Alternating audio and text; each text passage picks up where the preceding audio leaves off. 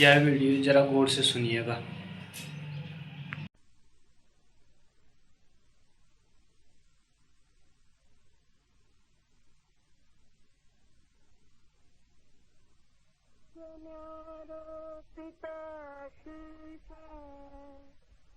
भासवस्तु निरासिता स्वयमेव परब्रह्म पूर्णमद्वयमक्रियम् असत्यकल्पो विकल्पोऽयम् विश्वमित्यङ्कवस्तुनि निर्विकारे निराकारे निर्विशेषभिदकुत द्रष्टदर्शन दृशादिभावशून्ये निरामये कल्याणरवैवात्यन्तम् परिपूर्णे चिदात्मनि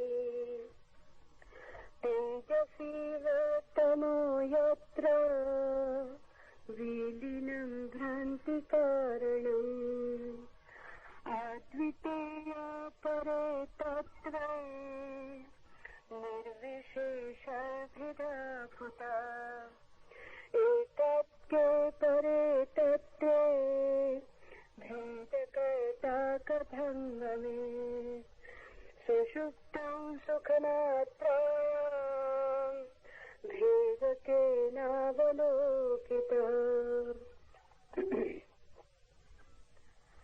अपनी आत्मा में ही सब वस्तुओं का आभास केवल आरोपित है।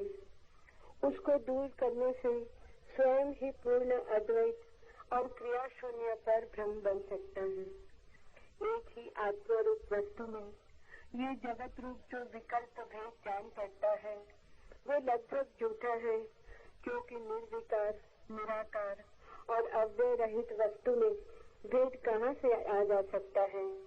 चिदात्मा दृष्टा दर्शन तथा दृश्य आदि भावों से रहित है, निर्दोष है तथा प्रलय काल के समुद्र की तरह परिपूर्ण है। जिस प्रकार प्रकाश में अंधकार विलीन हो जाता है, वैसे ही अद्वितीय परम तत्व में भ्रांति का कारण विलय हो जाता है। वो अव्यय रहित, इससे उसमें भेद कहाँ से हो सकता है। ये परम तत्व एक स्वरूप ही है, उसमें भेद कैसे रह सकता है। सुषुप्ति अवस्था केवल सुख रूप है, उसमें भेद किसने देखा है।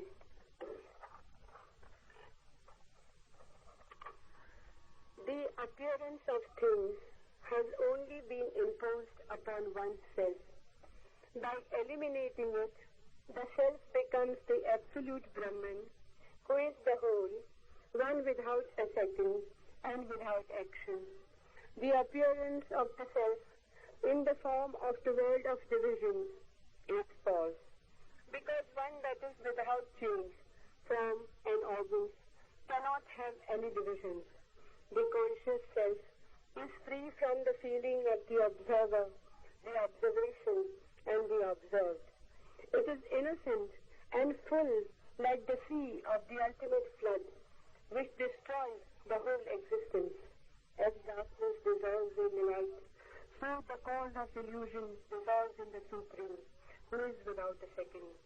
And that Supreme, being without organs, how could that Supreme have divisions? The Supreme Reality, being immutable, how could there be divisions in it? In the state of dreamless deep sleep, Sushupti, there remains only blissfulness. So, how could there be divisions in it?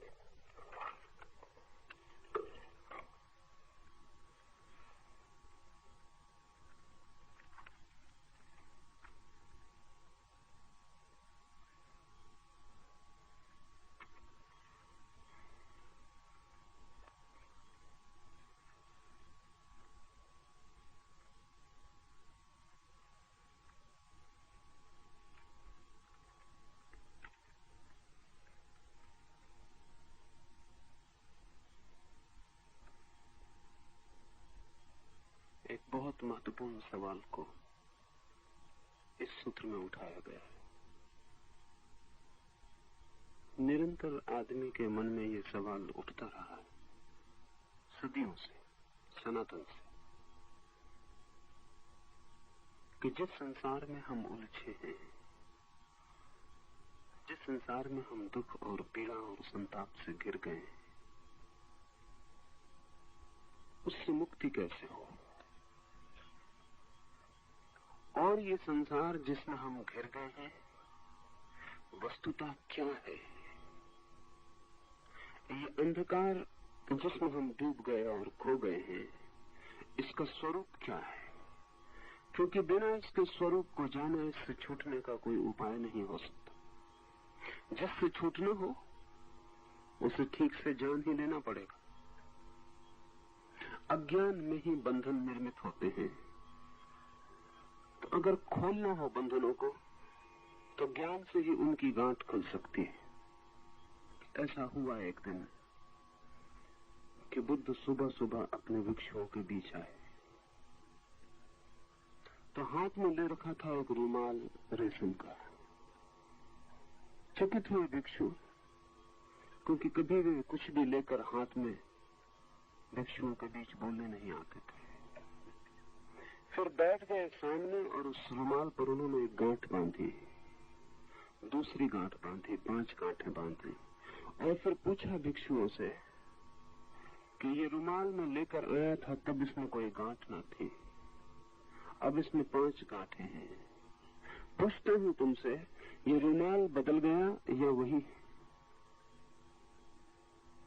निश्चित ही कठिनाई हुई होगी, क्योंकि ये कहना भी गलत है कि रुमाल बदल गया, क्योंकि रुमाल बिल्कुल वही।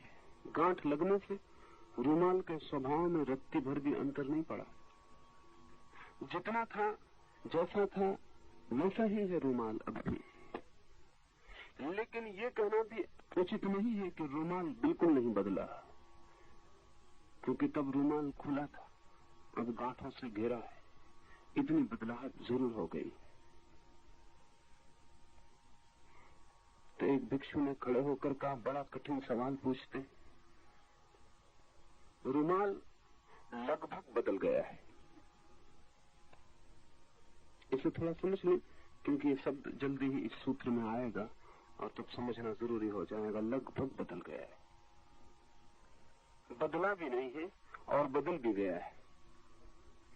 बदला नहीं है अगर हम इसके स्वरूप को देखें, और बदल गया है अगर हम इसके शरीर को देखें। नहीं बदला है अगर इसकी आत्मा हम समझें, बदल गया है अगर इसकी देह को हम देखें। नहीं बदला है भीतर से, लेकिन बाहर से गांठ लग गई है और बदलाहट हो गई। आकार बदल गया है, आकृति बदल गई है। नहीं बदला है अगर इसके परम स्वभाव को हम समझें, लेकिन बदल गया है अगर इसके व्यवहार को हम देखें। क्योंकि जो रुमाल खुला था वो काम में आ सकता था, जिस रुमाल में 5 गांठें लग गई वो काम में भी नहीं आ सकता। वो रुमाल भी नहीं कहा जा सकता, क्योंकि रुमाल तो किसी उपयोगिता का नाम था। ध्यान रहे, हम जब किसी चीज को कोई शब्द देते हैं तो वो उपयोगिता का नाम होता है। मजबूरी है, कठिनाई होगी भाषा में, इसलिए जब उपयोगिता नहीं होती तब भी हम वही नाम देते हैं। जैसे समझें, पंखा आप करते हैं गर्मी में तो आप कहते हैं पंखा, लेकिन जब पंखा रखा हो तब उसको पंखा नहीं कहना चाहिए। पंखा का मतलब हुआ जिससे हवा की जा रही, जो पंख का काम कर रहा है। लेकिन जब रखा है तब तो हवा नहीं की जा रही, तो उससे पंखा नहीं कहना चाहिए। पैर वो है जिनसे आप चलते हैं, लेकिन जब आप नहीं चलते हैं तब उन्हें पैर कहना नहीं चाहिए। फंक्शनल, उनका क्रिया का नाम होना चाहिए। लेकिन कठिन हो जाएगी भाषा, चलते पैर के लिए अलग नाम, बैठते पैर के लिए अलग नाम, तो बहुत मुश्किल होगा। इसलिए काम चलाते हैं। तो पंखे के 2 अर्थ होते हैं। पंखा वो जिससे हवा की जाती या जिससे हवा की जा सकती, दोनों अर्थों में हम प्रयोग करते हैं। जिससे हवा हो सकती, जिसमें संभावना छिपी। रुमाल का कोई उपयोग है, उसमें कुछ बांधा जा सकता है, लेकिन जो रुमाल खुद ही बंधा हो उसमें अब कुछ नहीं बांधा जा सकता। तो बुद्ध ने कहा एक और सवाल मुझे पूछना, और वो ये कि मैं रुमाल को खोलना चाहता हूं तो क्या करूं? और ऐसा कह के बुद्ध ने रुमाल के दोनों छोर पकड़ के जोर से खींचना शुरू कर दिया। गांठें और छोटी हो गई और बारीक होकर कस गई। एक भिक्षु ने चिल्ला कर कहा, क्षमा करें, जो आप कर रहे हैं उससे तो रुमाल और बंध जाएगा और खोलना कठिन हो जाएगा। तो बुद्ध ने कहा, एक बात जाहिर हो गई कि कुछ भी करने से रुमाल नहीं खुल जाएगा। मैं कुछ कर रहा हूं, लेकिन तुम कहते हो इस करने से रुमाल और बंधता जा रहा है, तो क्या करने से रुमाल खुलेगा? तब भिक्षु ने कहा, पहले जानना होगा कि गठान कैसे बंधी है, क्योंकि जब तक गांठ के स्वरूप को न समझा जा सके तब तक उसे खोला नहीं जा सकता। तो पहले देखना होगा कि गांठ बंधी कैसे है। जो बंधने का ढंग है उसके विपरीत ही खुलने का ढंग होता है। और जब तक हमें पता न हो कि बंधने का ढंग क्या है, तब तक न कुछ करना बेहतर है बजाय कुछ करने के, क्योंकि करने से जाल और उलझ सकता है, गांठ और मुश्किल हो सकती है, सुलझाना और कठिन हो सकता है। हमारी चेतना पर भी गांठें हैं, और स्थिति यही है कि हम बिल्कुल बदले नहीं और बदल गए। हमारा स्वभाव ठीक वैसा ही है जैसा परम ब्रह्म का, लेकिन हम तो कुछ गांठें हैं, और वे गांठें जब तक न खुल जाएं तब तक हम उस परम स्वभाव का अनुभव नहीं कर सकते जो ग्रंथि रहित है। महावीर के लिए एक नाम दिया है जिन्होंने बड़ा प्रीतिकर है, वो नाम है निर्ग्रंथ। बुद्ध तो जब भी महावीर के लिए कुछ कहते हैं तो हमेशा निगंध नाथ पुत्र, नाथ परिवार में पैदा हुआ वो लड़का जो निर्ग्रंथ हो गया, नाथ जाति में पैदा हुआ पुत्र जो निर्ग्रंथ हो गया, जिसकी गांठें कट गई, जिसकी गांठें खुल गई। ये निर्ग्रंथ शब्द बड़ा कीमती है। ब्रह्म है निर्ग्रंथ, ग्रंथियों से रहित, और हम हैं सग्रंथ, ग्रंथियों से सहित। इतना ही अंतर है। पर गांठ कैसे लगी है और क्या है, इसके स्वरूप को समझ लेना जरूरी है। इसके स्वरूप के संबंध में ही ये सूत्र को हम समझें। इसमें कुछ बड़ी कीमती बातें हैं। अपनी आत्मा में ही सब वस्तुओं का आभास केवल आरोपित है। उसको दूर करने से स्वयं ही पूर्ण अद्वैत और क्रिया शून्य पर ब्रह्म बन जाता। गांठ जब रुमाल पे लगती है तो बाहर से कहीं से आती नहीं। कभी आपने गांठ अकेली देखी बिना रुमाल के? कभी आपने गांठ अकेली देखी है बिना रस्सी के? शुद्ध गांठ आपने कभी देखी? जब भी होगी किसी चीज पर होगी, अकेली गांठ कहीं भी नहीं हो सकती। इससे एक बात जाहिर होती है कि गांठ बाहर से नहीं आ सकती। हो नहीं सकती अकेली तो बाहर से आएगी कैसे? गांठ बाहर से नहीं आती। और रुमाल में भी जब बंधा नहीं था तो गांठ नहीं थी। इसलिए बड़ा मजेदार सवाल है। गांठ बाहर से आ नहीं सकती क्योंकि किसी ने कभी कोई शुद्ध गांठ नहीं देखी, होती भी नहीं। किसी चीज पर होती है, अकेली कभी नहीं होती। और रुमाल अभी खाली था, उस पर कोई गांठ नहीं थी, तो गांठ आई कहां से? क्या रुमाल के भीतर से आई है? रुमाल में कोई गांठ न थी अभी क्षण भर पहले, उसके भीतर से कैसे आ सकती? बाहर से आई नहीं, क्योंकि बाहर कभी गांठ पाई नहीं जाती। न बाहर से आई है न भीतर से आई है। इसका अर्थ यह है कि रुमाल के स्वभाव में नहीं थी, रुमाल ने अर्जित की। संसार जो है हमारा अर्जन है, अचीवमेंट। हमने बड़ी चेष्टा करके निर्मित किया है, हमने बड़ा उपाय किए तब निर्मित किया है। गांठ होती नहीं कहीं अस्तित्व में, रूपाल ने बड़ी चेष्टा करके अपने ऊपर आरोपित किए। इस चेतना में जो कुछ भी दिखाई पड़ता है वो आरोपण है। आपको जो भी भीतर अनुभव में आता है वो सब आरोपण है। जिसे हम पीछे बात कर रहे थे कि दर्पण के सामने चीजें आती हैं, दर्पण में दिखाई पड़ती हैं। अगर दर्पण एक भूल करने लगे जो हमने की है तो दर्पण भी इसी मुसीबत में पड़ जाएगा जिसमें हम पड़ गए। लेकिन दर्पण वो भूल नहीं करता। हालांकि दर्पण जैसी चीजें हैं जो ऐसी भूल करती हैं, जैसे फोटो प्लेट या फोटो की फिल्म। कैमरे के भीतर जो फिल्म छिपी है उसमें और दर्पण में थोड़ा सा फर्क है, बाकी एक जैसे हैं दोनों।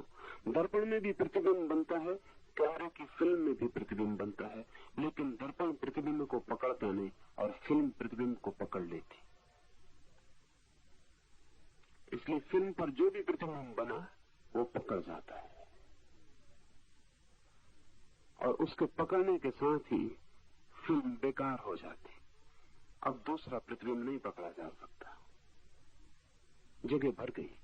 आईना कभी भरता नहीं। कितने ही प्रतिबिंब बनते हैं, आईना खाली बना रहता है। प्रतिबिंब आते हैं चले जाते हैं, दर्पण छोड़ता चला जाता है। दर्पण का त्याग सतत है, वो छोड़ता चला जाता है। भोग पकाता नहीं।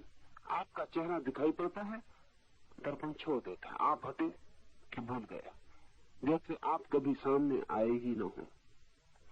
मनुष्य की जो चेतना है वो दर्पण की भांति है और मनुष्य का जो मन है वो फिल्म की भांति है। मनुष्य की जो आंतरिक चेतना है वो दर्पण की भांति है, उस पर कुछ भी बनता नहीं। लेकिन मनुष्य के पास एक यंत्र और है, मन का।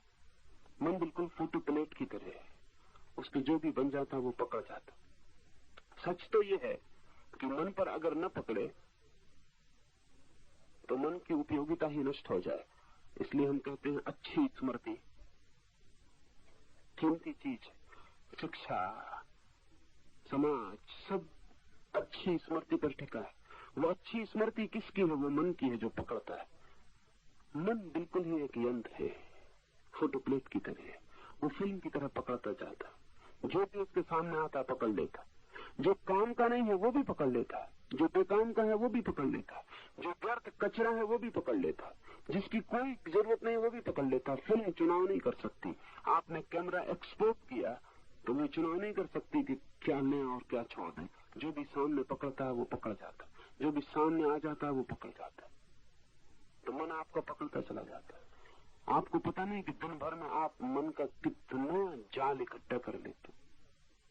अब तो मनस्विद कहते हैं कि जो आप जानते हैं उतना ही मन नहीं पकड़ता, जो आप नहीं जानते वो भी पकड़ता। तो सब यहाँ बैठे हैं, मैं बोल रहा हूँ, आप मुझे सुन रहे हैं। आपको ख्याल में भी नहीं कि एक पक्षी आवाज करके उड़ गया, आपने याद भी नहीं कि सड़क पर एक हॉर्न बजा, आपको याद भी नहीं, लेकिन वो भी मन पकड़ रहा।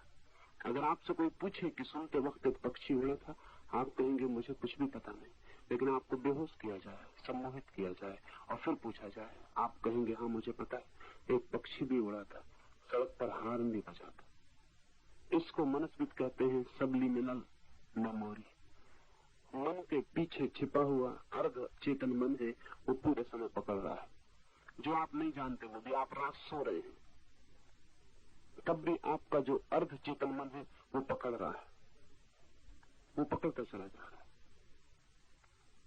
नींद में भी बाहर जो घटनाएं घट रही हैं वो तो पकड़ता जा रहा है। आप चकित होंगे जानकर कि नवीनतम वैज्ञानिक खोजें ये कहती हैं कि बच्चा मां के गर्भ में भी स्मृति निर्मित करता रहता है।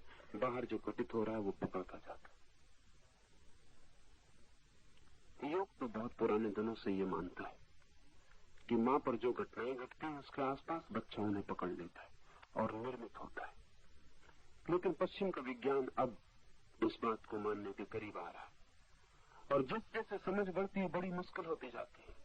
अब मनोविज्ञान कहता है कि 4 साल की उम्र में बच्चा अपना 50% ज्ञान पकड़ लेता है। 50%। 80 वर्ष का होकर जब वो मरेगा तब तक जितना ज्ञान इकट्ठा करेगा उसमें से 50% उसने 4 साल की उम्र में पकड़ लिया। बाकी 50% बाद में पकड़ेगा। तो असली जिंदगी का आधा हिस्सा, आधी उम्र 4 साल में पूरी हो गई। ज्ञान के हिसाब से आप 4 साल में आधी उम्र समाप्त कर चुके, आधे बूढ़े हो गए। लेकिन योग कहता है कि जिस दिन हम गर्भ के भीतर बच्चा जो पकड़ता है उसको भी समझ लेंगे, उस दिन शायद हालत और भी भिन्न हो जाए। शायद बड़ा प्रतिशत बच्चा गर्भ में ही पकड़ लेता, लेकिन बच्चे को भी कोई याद नहीं, सबलिमिनल है उसके चित्त में। इस पर अभी पश्चिम के सरकारों में, कई सरकारों के सामने सवाल है, क्योंकि सबलिमिनल जो ज्ञान है, अर्ध चेतन में पकड़ी गई जो जानकारियां हैं, इनका शोषण किया जा सकता है और खतरनाक शोषण किया जा सकता है। आप फिल्म देखते हैं तो अभी आपको फिल्म में जो प्रचार करना पड़ता है कि फला सिगरेट पिए, ये फला साबुन वापरें, कि ये करें वो करें, ये आपको दिखाना पड़ता है सामने। उस दिखाने से थोड़ी सी बाधा होती, क्योंकि आप समझते हैं ये विज्ञापन है, इसलिए आप उतने प्रभावित नहीं होते जितने प्रभावित हो सकते थे। आप समझते हैं कि साबुन जो बताई जा रही है कि एक सुंदरी साबुन मेरे सौंदर्य का निखार इसी साबुन की कृपा से, वो आप जानते हैं कि मामला कुछ ज्यादा दूरगामी नहीं है, फिर भी बार बार दोहराने से पकड़ता है। लेकिन अब सबलिमिनल एडवर्टाइजमेंट की खोज हो गई है। अब फिल्म के पर्दे पर आपको दिखाई ही नहीं पड़ेगा कि लक्स टॉयलेट साबुन का उपयोग करें, दिखाई ही नहीं पड़ेगा। फिल्म चलती रहेगी और फिल्म के बीच में इतनी तेजी से सेकंड के 1000वें हिस्से में लक्स टॉयलेट का विज्ञापन निकल जाएगा, आपकी आंखें देख ही नहीं पाएंगी, इतनी तेजी से निकल जाएगा, लेकिन आपका मन पकड़ लेगा। ये खतरनाक है। अनेक मुल्कों की सरकारें विचार कर रही हैं कि इस पर पाबंदी लगाई जानी चाहिए, क्योंकि तो बहुत खतरनाक है। आपको पता ही नहीं,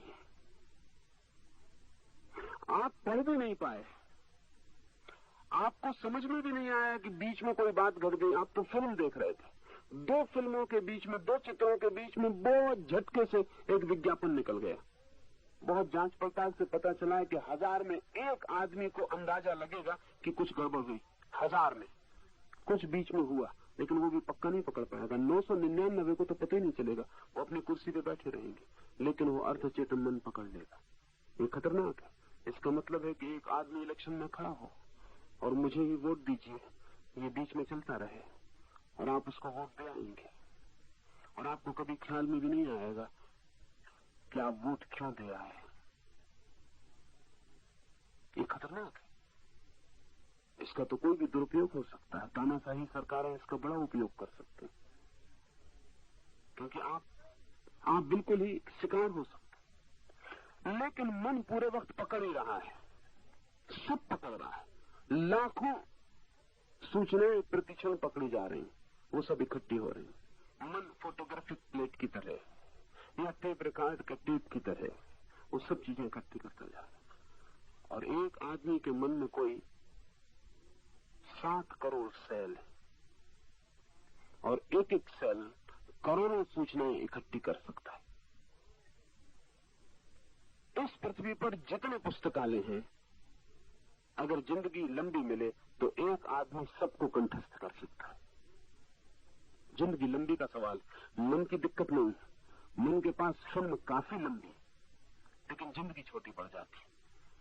अगर एक आदमी को 1,00,000-2 लाख साल की उम्र मिले तो यही एक छोटी सी खोपड़ी के भीतर दुनिया के सारे पुस्तकालय समाहित किए जा सकते। तो मन तो इकट्ठा करता है, संग्राहक है। मन से बड़ा परिग्रह करने वाला कोई भी नहीं। सब तिजोरियां छोटी हैं और सब धनी दरिद्र हैं। मन जितना संग्रह कर सकता है उसका कोई मुकाबला नहीं। इस मन के पीछे छिपी चेतना है, वो चेतना दर्पण की तरह निर्मल, वो कुछ भी नहीं पकड़ती। जो भी सामने आता है देख लेती है, हट जाता है, समाप्त हो जाता है। दर्पण फिर निर्मल का निर्मल, चाहे उसमें चांद झलके और चाहे एक कांटा दिखाई पड़े, चाहे एक फूल, चाहे सुंदर चेहरा, चाहे एक कुरूप घटना, जो भी सामने आता है, वो जब आता है सामने उतने क्षण ही चेतना के सामने होता है, हटते ही खो जाता है। मन यंत्र है, आप नहीं है मन, आप चैतन्य है। लेकिन हम सब ने अपने को मन मान रखा है। उस दर्पण का हमें कोई भी पता नहीं जो सदा निर्मल और निर्दोष है। यह सूत्र कहता है अपनी आत्मा में ही सब वस्तुओं का आभास केवल आरोपित है। उसको दूर करने से ही स्वयं ही पूर्ण अद्वैत और क्रिया शून्य ब्रह्म व्यक्ति बन जाता है। कुछ करना नहीं, कुछ करना नहीं। आप ब्रह्म हैं, ये वेदांत की घोषणा है। आपको ब्रह्म बनना नहीं, आप ब्रह्म हैं ही। सत्य को पाने कहीं जाना नहीं, वो आपके पास सदा से उपलब्ध है। फिर गड़बड़ क्या हो गई? वो जो भीतर चैतन्य है और उसके बाहर जो मन है, उस मन में जो कुछ भी इकट्ठा हो जाता है वो इकट्ठा हुआ भी चैतन्य में झलकता रहता है। इसे हम ऐसा समझ लें कि चांद निकलता है और झील पे झलकता है, फिर चांद डूब जाता है और झील से भी डूब जाता है, क्योंकि झील में केवल तब तक दिखाई पड़ता है जब तक हो, जब नहीं होता तो खो जाता। हम एक नकली चांद आकाश में लटका दें, वो वहां से हटे ना, तो झील में सदा उसका प्रतिबिंब बनता रहेगा, कभी मिटेगा नहीं, क्योंकि ऊपर से जब तक चांद न हटे झील से प्रतिबिंब नहीं मिटेगा। इसे थोड़ा समझने बारीक है और पूरे मनुष्य के भीतरी यंत्र की समझ जरूरी है। अगर ऐसा अनंत काल तक होता रहे तो झील को भी ये शक हो सकता है कि मुझ में जो प्रतिबिंब बन रहा है वो चांद का नहीं मेरा है, क्योंकि कभी मिटता नहीं। सुबह सूरज निकलता है, रात चांद निकलता है, रोज मिट जाता है, झील खाली हो जाती, बीच में खाली जगह मिल जाती। झील को स्मरण आ जाता है कि चांद आया और गया, सूरज आया और गया, मैं सिर्फ दर्पण हूं, झील हूं। आपके भीतर जो चैतन्य है उसके ऊपर मन और मन के बाहर जगत, जगत में सब चीजें बदल रही, प्रतिपल बदल रही। मन में कोई चीज बदलती नहीं, मन फोटोग्राफिक है, स्टैटिक। तो जो भी जगत से मन में चित्र बन जाता है वो मन में चित्र अटका रह जाता है सदा के लिए। वो अटका हुआ चित्र भीतर चेतना में भी अटकता हुआ मालूम पड़ता है, सदा बना रहता है। इससे भ्रांति होती है कि चेतना और मन एक ही है, दोनों के साथ तादाद मालूम पड़ता है, क्योंकि फासला नहीं दिखाई पड़ता। जो मन में दिखाई पड़ता है वही चेतना में दिखाई पड़ता है, दोनों के बीच कहीं कोई सीमा नहीं मालूम पड़ती। इसलिए ये भ्रांति होती है कि जगत आत्मा में आरोपित मालूम पड़ता है, लगता है कि आत्मा में प्रवेश कर गया। आत्मा में कोई चीज प्रवेश नहीं करती, मन में सब चीजें प्रवेश करती हैं। तो जब तक हम मन को हटाने की कला न सीख लें कि संसार और आत्मा आमने सामने आ जाए, बीच में मन का दलाल न हो, बीच में ये मंत्र का जगत न हो, ये मन का विस्तार न हो, तब तक हमें ये पता नहीं चलेगा कि सब कुछ आरोपित था। मैं ब्रह्म था, जगत नहीं था, मैं चैतन्य था, शरीर नहीं था। लेकिन मालूम होता था कि मैं शरीर हूं, क्योंकि मन में चित्र बना हुआ था कि मैं शरीर हूं। वही चित्र आत्मा में झलकता था। न था लोभ, न था क्रोध, न था काम, लेकिन मन में सब था, और मन के सारे चित्र भीतर झलकते थे, और इतने दिनों से झलकते थे, और इतने अनंत काल से झलकते थे कि स्वाभाविक है ये भ्रांति हो जानी कि वो झलक नहीं है, प्रतिबिंब नहीं है, मेरे स्वभाव है। ध्यान रहे, शरीर तो आपका हर जन्म में मिट जाता है, लेकिन मन नहीं मिटता। मन आपका एक जन्म से दूसरे दूसरे जन्म में चला जाता है।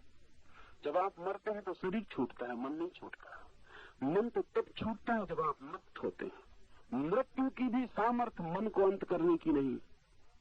मृत्यु भी केवल शरीर को मिटा पाती है, मन को नहीं मिटा पाती। मन तो मृत्यु के भी पार चला जाता। सिर्फ मुक्त, सिर्फ समाधि की सामर्थ्य है मन को भी मिटा देने की। इसलिए जो जानते हैं उन्होंने समाधि को महामृत्यु कहा है, क्योंकि मृत्यु में तो मरता है केवल शरीर, समाधि में मर जाते हैं दोनों, शरीर और मन, और शेष रह जाता है केवल वही जो मर ही नहीं सकता, जो अमृत है, जिसकी कोई मृत्यु नहीं हो सकती। तो मन तो अनंत अनंत काल तक निर्मित होता हुआ, इकट्ठा होता हुआ बढ़ता चला जाता, और हर बार हमेशा शरीर हो तो, शरीर छूट जाए तो मन आत्मा के साथ जुड़ा रहता है। वो मन की छाया आत्मा पे बनती रहती, और धीरे धीरे आत्मा को भी ऐसा लगना शुरू हो जाता है कि जो मन में है वही मैं हूं। यही है हमारा संसार, यही है हमारी गांठ। इस गांठ को खोलने का एक ही उपाय है कि हम थोड़ी देर के लिए बिना मन के हो जाएं, मन को हटा के रख दें और एक बार जगत को आमने सामने देख लें। बीच में किसी दलाल को ना ले, बीच में किसी मध्यस्थ को ना ले। एक झलक भी हमें मिल जाए मन के बिना जगत की, तो हमें ये स्मरण स्पष्ट हो जाएगा कि भीतर कुछ भी कभी गया नहीं। भीतर का दर्पण सदा साफ है, निर्मल है, उस पर कोई बिंब पकड़ा नहीं है। सारे बिंब आए और गए हैं, जन्मों जन्मों की कथाएं बीती हैं, लेकिन वहां कोई भी रेखा, जरा सी खरोंच वहां छूटी नहीं। वो जो निर्मल स्वभाव का अनुभव है वही परम ब्रह्म है। ब्रह्म जब मन के साथ बंधता है तो संसार हो जाता है। ब्रह्म जब मन से टूटता है तो परम ब्रह्म हो जाता है। और जब आत्मा बंधती है मन के साथ तो शरीर अनिवार्य हो जाता है। जब आत्मा बंधती है शरीर मन के साथ तो शरीर अनिवार्य हो जाता है, क्योंकि मन की वासनाओं की तृप्ति बिना शरीर के नहीं हो सकती। मन तो वासनाएं उठाता है, शरीर के बिना तृप्ति नहीं हो सकती। इसलिए आपने निरंतर सुना होगा, और अब तो वैज्ञानिक सत्य बनता जाता है, आपने सुना होगा कोई प्रेत किसी आदमी के शरीर में प्रवेश कर गया। कोई कहता होगा अंधविश्वास है, कोई कहता होगा बीमारी है, कोई कुछ कहता होगा, लेकिन आपने ये कभी शायद ही सोचा होगा कि प्रेत अगर होते हैं तो आदमियों के शरीर में प्रवेश क्यों कर जाते? शायद आप सोचते होंगे दुश्मन होगा इसलिए सताने आ गया। शायद आप सोचते होंगे कि कोई बदला, कोई कर्म फल, कोई पुराना चुकतारा हो रहा है। नहीं, ये सब कुछ नहीं। जब प्रेत कहते हैं हम उस चेतना को जिसका शरीर तो छूट गया, मन नहीं छूटा है, और मन शरीर की मांग करता है, क्योंकि मन की जितनी वासनाएं हैं वे सभी शरीर के द्वारा ही तृप्त हो सकती हैं। मन छूना चाहता है किसी प्रिय शरीर को, लेकिन प्रेत छू नहीं सकता क्योंकि उसके पास हाथ नहीं। मन स्वाद लेना चाहता है किसी स्वादिष्ट वस्तु का, वो मन है प्रेत के पास जो स्वाद लेना चाहता है, लेकिन उसके पास जीभ नहीं। इसलिए प्रेत की जो तकलीफ है वो यही है कि मन है उसके पास और उपकरण बिल्कुल नहीं, जिनसे वो अपनी वासना के लिए तलाश कर सके, वो कोई भी साधन उसके पास नहीं, और वासना पूरी की पूरी उसके पास है, और साधन सब खो गए। प्रेतात्मा का इतना ही अर्थ है कि जिसको अभी शरीर नहीं मिला, और दो तरह की आत्माओं को शरीर मुश्किल से मिलते हैं। सामान्य आदमी को शरीर आसानी से मिल जाते हैं, इधर मरे उधर जन्मे, कोई फर्क नहीं होता। कभी कभी तो मिनट, 2 मिनट, 5 मिनट का फर्क मुश्किल से होता है, इधर मरे कि उधर जन्मे। लेकिन दो छोर वाली आत्माओं को, बहुत बुरी आत्माओं को या बहुत भली आत्माओं को जन्म आसानी से नहीं मिलता, क्योंकि उनके योग्य गर्भ चाहिए। अब हिटलर मर जाए तो माँ बाप खोजना आसान नहीं होगा, क्योंकि हिटलर के लिए जन्म देने के लिए इतनी ही दुष्ट प्रकृति के माँ बाप चाहिए, तो वर्षों, कभी कभी सदियों प्रतीक्षा करनी पड़ेगी। कोई भली चेतना मर जाए तो यही कठिनाई फिर खड़ी हो जाती। जो भली चेतनाएं बिना शरीर के भटकती हैं उनको हमने देव कहा है, और जो बुरी चेतनाएं बिना शरीर के भटकती हैं उनको हमने प्रेत कहा है। जब भी कभी कोई आदमी इतना कमजोर होता है कि उसकी आत्मा अपने शरीर में सिकुड़ जाती है, तब कोई प्रेत उसमें प्रवेश कर जाता है, ना तो किसी दुष्टता के कारण, न उसको सताने के कारण, बल्कि उसके शरीर के द्वारा अपनी वासना को तृप्त करने के लिए। अगर आप कमजोर हैं संकल्पहीन है, तो कोई प्रेत धक्का देकर आपके भीतर प्रवेश कर सकता है। उसको जन्म नहीं मिल रहा है और वासना उसके पास पूरी है। वो किसी स्त्री को आपके हाथ से छू लेगा, वो किसी भोजन को आपकी जीभ से चख लेगा, वो किसी रूप को आपकी आंख से देख लेगा, वो किसी संगीत को आपके कान से सुन लेगा। इसके लिए प्रेत प्रवेश करता है।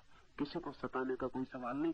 आप सताए जाते हैं, वो गौण है, वो बाय प्रोडक्ट है, वो प्रयोजन नहीं है किसी प्रेत का आपको सताने का। लेकिन निश्चित जब कोई दो आत्माएं एक शरीर में घुस जाएं तो पीड़ा और परेशानी होगी। वो परेशानी वैसी है जैसे कोई मेहमान घर में आ जाता है फिर टिक जाता है और जाने का नाम ही नहीं लेता, बस वो वैसी परेशानी। और फिर वो मेहमान फैलाव करता जाए और घर का मालिक सिकुड़ता जाए एक कोने में, और धीरे धीरे ऐसा लगने लगे कि यही कहना रहे कि कौन मेहमान है और कौन घर का मालिक।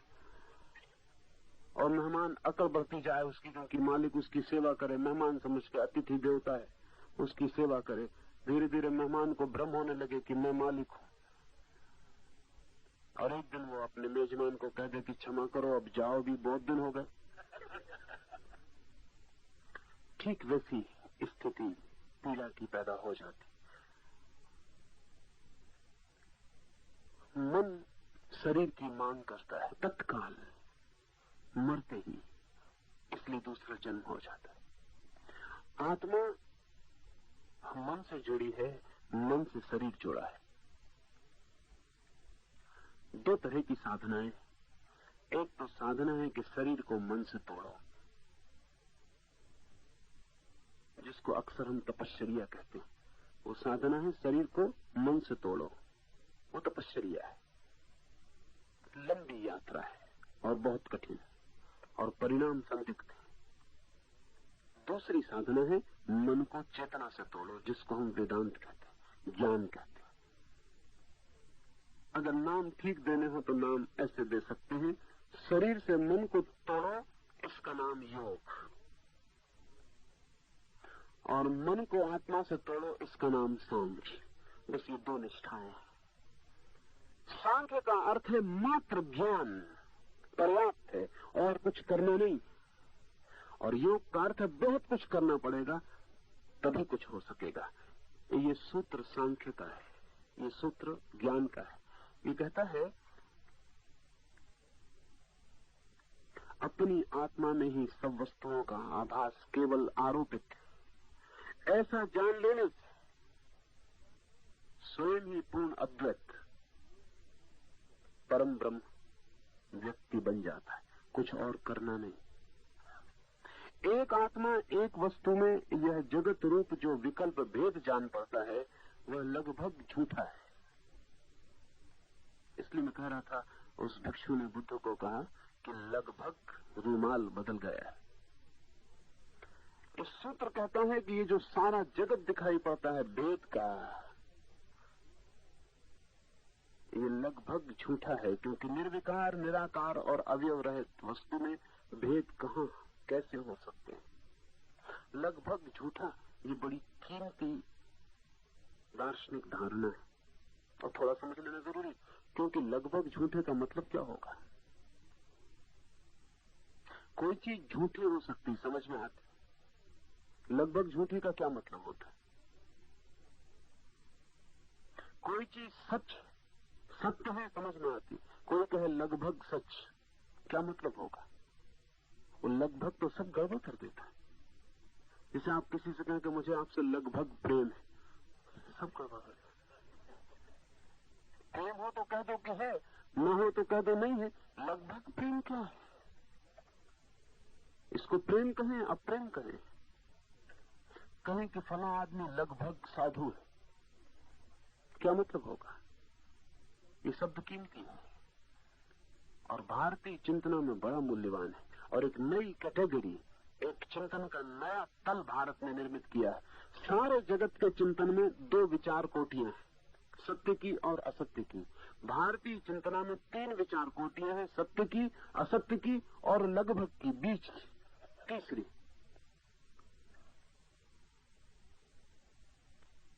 इस लगभग झूठ को या लगभग सत्य को हमने कहा है माया, हमने कहा है मिथ्या।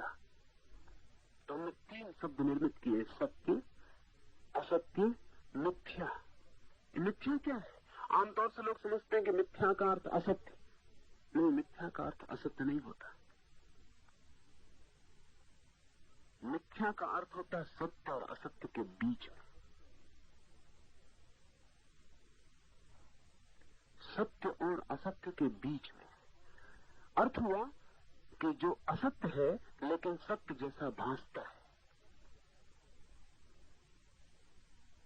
एक रस्सी पड़ी है और आपको सांप मालूम पड़ रही, और अंधेरे में आपके छक्के छूट गए, आप भाग खड़े हैं, पसीना छूट रहा है, छाती की धड़कन बढ़ गई।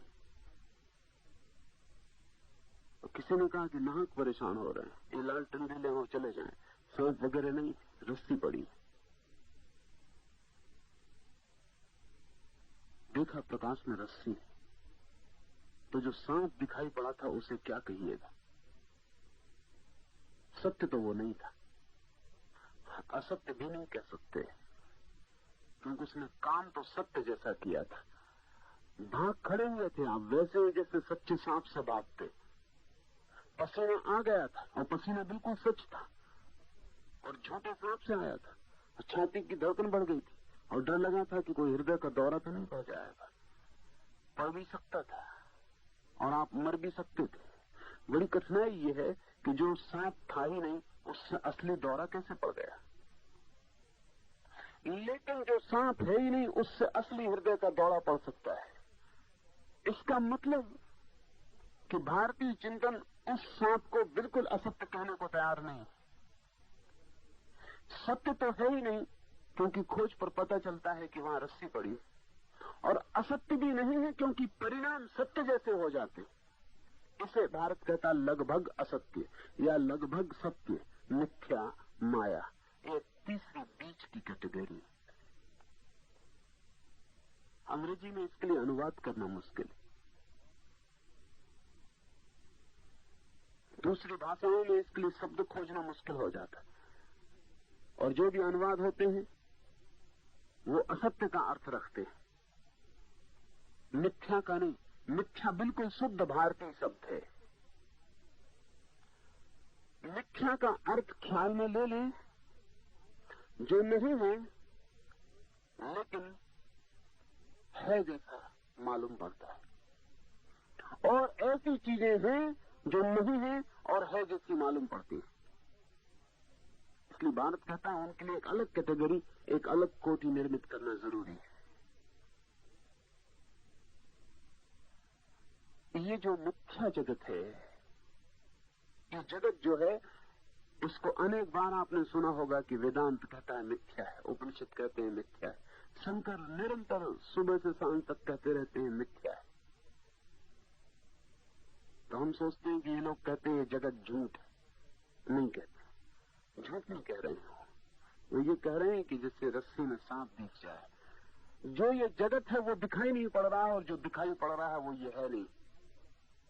ये एक देखने का भ्रम है, एक दृष्टि दोष है, ये आपकी दृष्टि की भूल है। ये वैसा ही जैसे आप आंख को दबा के और चांद को देखें और 2 चांद दिखाई पड़े। वो दूसरा चांद कहाँ है? लेकिन आप बड़ी कठिनाई पड़ेंगे अगर आंख दवाई हालत में आपसे पूछा जाए कि दोनों से कौन सा सच है और कौन सा झूठा, तो आप बता ना पाएंगे कि कौन सा सच है और कौन सा झूठा। दोनों सच मालूम पड़ते हैं, हालांकि दोनों सच नहीं है। आंख छोड़ने दबाना और एक चांद रह जाता है, दूसरा खो जाता है। वो दूसरा क्या था? वो दिखाई तो पड़ता था। अगर किसी आदमी की आंख परमानेंटली दबा दी जाए स्थायी रूप से, तो उसको सदा ही 2 चांद दिखाई पड़ते रहेंगे।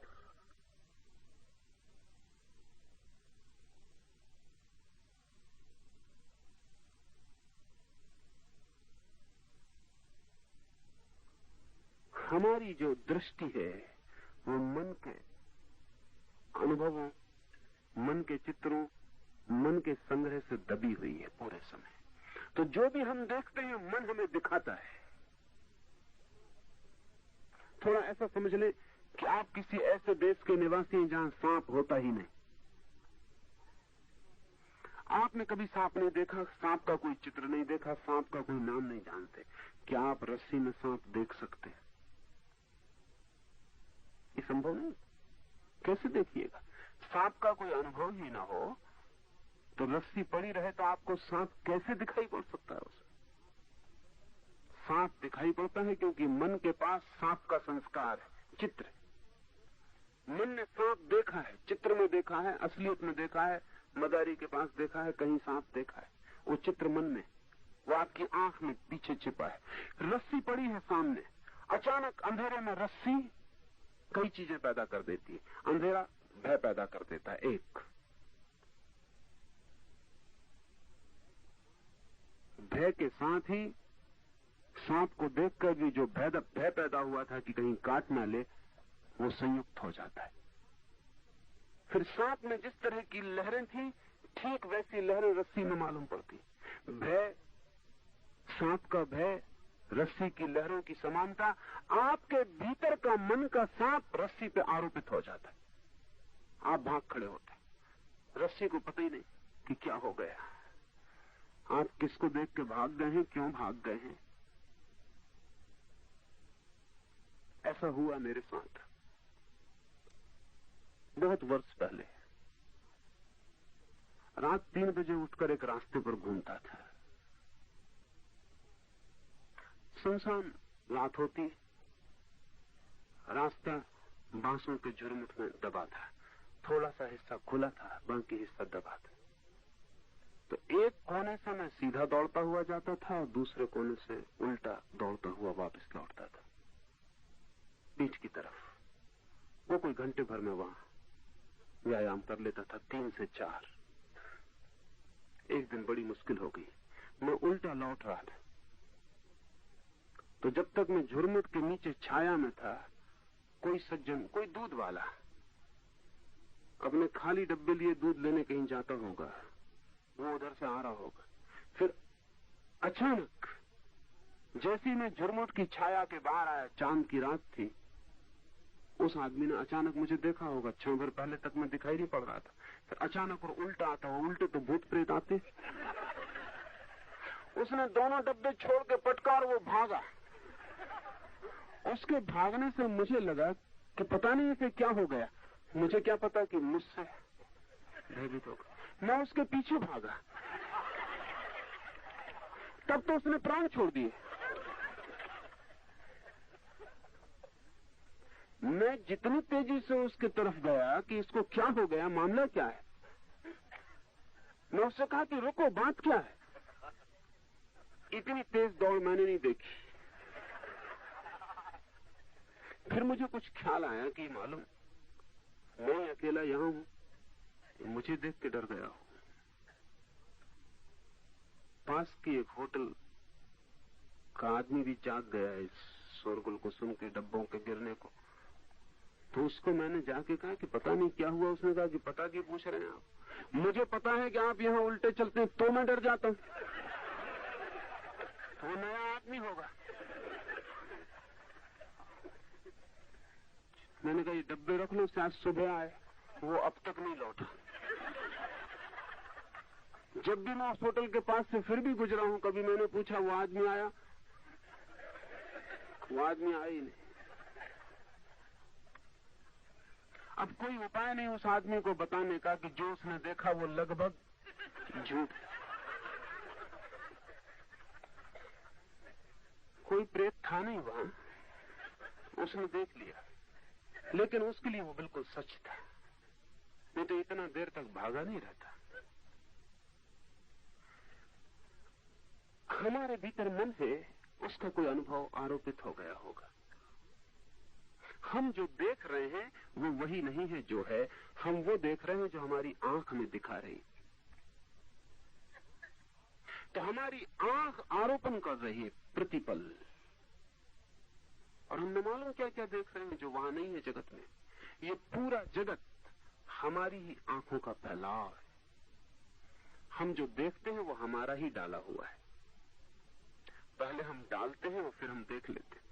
पहले रस्सी में सांप डाल देते हैं, फिर देख लेते हैं, फिर भाग खड़े होते हैं। ये सारा जगत ऐसा है। हम ही सौंदर्य डाल देते हैं किसी में, फिर मोहित हो जाते हैं, फिर पागल होकर घूमने लगते हैं।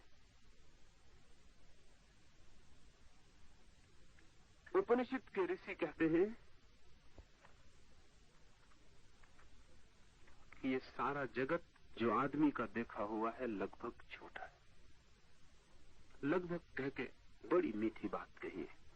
वो ये कहा है कि बिल्कुल झूठा भी नहीं है, नहीं तो इतने लोग कैसे परेशान होते। इसमें कुछ तो सच्चाई है। रस्सी है इतना सच है, सांप नहीं है इतना झूठ है। रस्सी सांप से कुछ मेल खाती है ये सच है, लेकिन फिर भी रस्सी रस्सी है और सांप नहीं हो जाती है ये भी सच है। और इन दोनों के बीच में जो जगत बन गया है बहका, रस्सी में सांप को देख लेने का, वो मिथ्या है, वो माया है। जब तक ये मन बिल्कुल न हटा दिया जाए और जब तक हम सीधा न देख सके, तब तक हम जगत के सत्य को न देख पाएंगे। जगत का सत्य देखते ही जगत विलीन हो जाता है और ब्रह्म ही शेष रह जाता है। अभी ब्रह्म बटा हुआ दिखाई पड़ता है, कहीं ब्रह्म पत्थर है और कहीं ब्रह्म वृक्ष, और कहीं ब्रह्म आदमी है और कहीं ब्रह्म स्त्री है। अभी ब्रह्म बटा हुआ दिखाई पड़ता है। अगर आंख के पीछे से सारा प्रोजेक्शन, वो जो आरोपण की व्यवस्था है, वो खो जाए, तो ये सारा जगत निर्विकार एक ही चेतना हो जाती, एक ही सागर हो जाता है। इसके भेद गिर जाते हैं। चिदात्मा दृष्टा, दर्शन तथा दृश्य आदि भावों से रहित है, निर्दोष है तथा प्रलय काल के समुद्र की तरह परिपूर्ण। वो जो भीतर साक्षी है, मन से मुक्त शून्य हो गया, वो जो चिदात्मा है, वहां कोई भेद नहीं। दर्शन, दृश्य, ये सारे भाव वहां खो गए हैं। न वहां कोई देखने वाला है, न कोई दिखाई पड़ने वाली चीज है। वहां सब द्वंद्व खो गया है। वहां सिर्फ एक चैतन्य का विस्तार है। उस विस्तार के लिए तुलना बड़ी मीठी दी है। कहा है प्रलय काल के समुद्र की तरह परिपूर्ण। हमारे जो समुद्र है वे कितने ही बड़े हों सीमित है, और कितना ही उनका विस्तार हो उनका किनारा है, और जिसका किनारा है वो अधूरा है, क्योंकि कहीं बंधा है। छोटा तालाब छोटा सीमा से बंधा है, बड़ा सागर बड़ी सीमा से बंधा है, लेकिन छोटी सीमा और बड़ी सीमा में फर्क ही क्या है? सीमा सीमा है। आप कितनी छोटी जगह में कैद हैं कि कितनी बड़ी जगह में कैद है, इससे क्या फर्क पड़ता है? कैद कैद है। इसलिए उदाहरण में ये नहीं कहा कि सागर जैसा, कहा कि प्रलय काल के सागर जैसा। प्रलय काल एक पौराणिक चिंतना है कि जब सृष्टि लीन होगी तो सारी सृष्टि पानी में डूब जाएगी। सारी सृष्टि,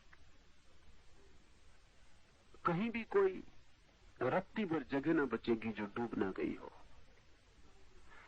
तो अगर प्रलय काल में जो सागर की अवस्था होगी उसमें फिर कोई किनारा नहीं होगा, क्योंकि किनारा का मतलब ही है कि जमीन अभी कुछ बाहर निकली हुई। किनारे का मतलब ही है कि जमीन अभी सागर के बाहर निकली, और जो जमीन बाहर निकली है वो सीमा बन जाएगी। तो प्रलय काल के सागर की भांति है वो साक्षी चेतना, उसका फिर कोई किनारा नहीं, फिर वो परिपूर्ण, फिर कहीं उसकी कोई सीमा नहीं, फिर वो असीम है। लेकिन भेद गिरे तभी, जब तक भेद है तब तक सीमा है। और जिस प्रकार प्रकाश में अंधकार खो जाता है, विलीन हो जाता है, ये बड़ी अद्भुत बात कही। ऐसे ही अद्वितीय परम तत्व में भ्रांति का कारण विलय हो जाता है। वो अवयव रहित है, इस उसने भेद कहा। जिस प्रकार प्रकाश में अंधकार लीन हो जाता है, बड़ी अनूठी सूझ है। अंधेरा घिरा है, आपके घर में आप दिए जलाते हैं, कभी आपने सोचा कि अंधेरा कहां चला जाता है? जब आप दिया जलाते हैं तो अंधेरा कहां चला जाता है? घर के बाहर चला जाता है। तो ऐसा करें, घर के बाहर पहले दिए जलाएं, पहरे पे लोगों को बिठा दें, फिर घर के अंधेरे कोठे में दिया जलाएं। अगर अंधेरा बाहर जाएगा तो जो बाहर पहरेदार बैठे हैं वो उसे जाता हुआ देखेंगे कि जा रहा, अंधेरा जा रहा। अंधेरा बाहर जाता नहीं। अंधेरा जाता कहां है? ये बड़ी मीठी बात उपनिषद कहता है कि अंधेरा प्रकाश में लीन हो जाता। बड़ा कठिन पड़ेगा समझना, क्योंकि हम तो अंधेरा और प्रकाश को दुश्मन मानते हैं, लीन तो होंगे कैसे। और हम तो मानते हैं कि अंधेरा और प्रकाश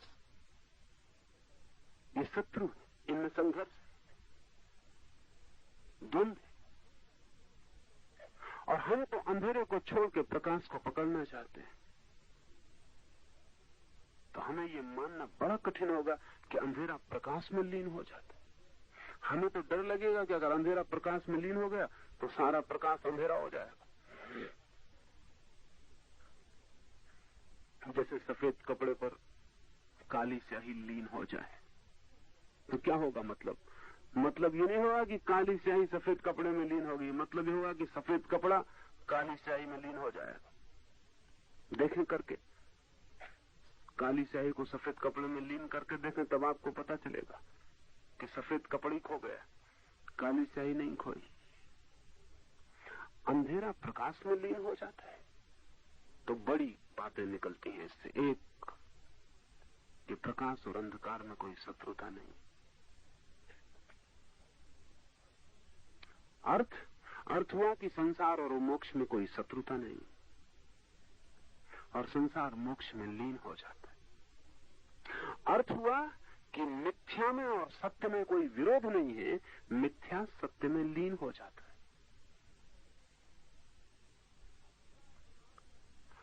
अंधकार प्रकाश में लीन हो जाता है, इसका यह अर्थ हुआ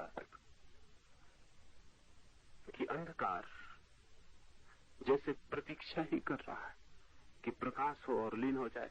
आपने कभी अंधेरे को ठिठकते देखा कि आपने दिया जला लिया और अंधेरा सोच रहा है कि लीन हो कि न हो, कि विचार करें थोड़ा, तो फिर कल सोच के आएंगे कि संन्यास लेना है कि नहीं लेना है, कि अंधेरा लीन हो कि न हो। सोचेंगे, विचार करेंगे। नहीं, वो सोचता नहीं। ऐसा लगता है जैसे तैयार ही खड़ा था, बस प्रतीक्षा थी कि तुम हो जाओ और मैं लीन हो जाऊं। इतनी भी देरी नहीं लगती, क्षण भर की भी देरी नहीं लगती। प्रकाश का होना और अंधेरे का लीन हो जाना युगपत हो जाता है, एक साथ हो जाता है। इसके अध्यात्म में क्या अर्थ होंगे? इसका अर्थ होगा कि जैसे ही भीतर प्रकाश जगता है, मन माया अपनी सारी स्थिति को लेकर एकदम से उस प्रकाश में लीन हो जाती, बचती नहीं, खोजे से नहीं मिलती कहीं। ये भी समझ में नहीं आता कि कल तक कैसे थी। जब आपको रस्सी में रस्सी दिख जाएगी तब आपको भी बड़ी कठिनाई होगी कि सांप एक क्षण पहले तक कैसे था और अब कहां चला गया था। आपको भी शक होने लगेगा कि मुझे कोई भ्रम तो नहीं हो गया कि मैं सोचता हूं कि था, क्योंकि हो कैसे सकता है। जो जाग जाते हैं उन्हें बड़ी कठिनाई होती है ये सोच के भी कि जगत है और हो सकता है।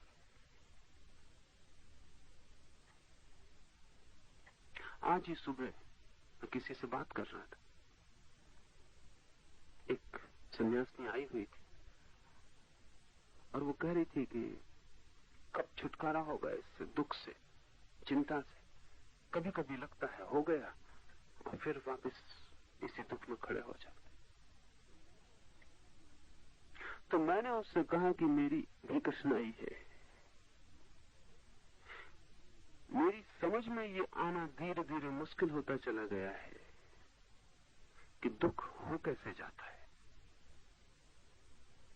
इसका निर्माण कैसे हो जाता है। ऐसा नहीं कि मैं कभी दुखी नहीं था,